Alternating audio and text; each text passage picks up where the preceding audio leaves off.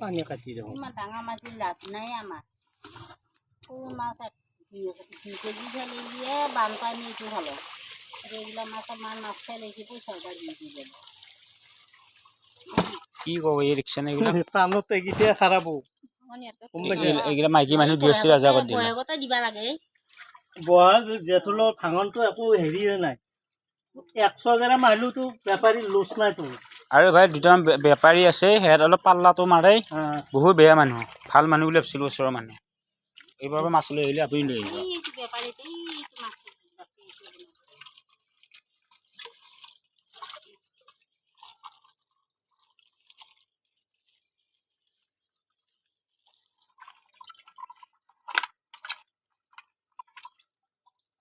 চিটকি যায় ন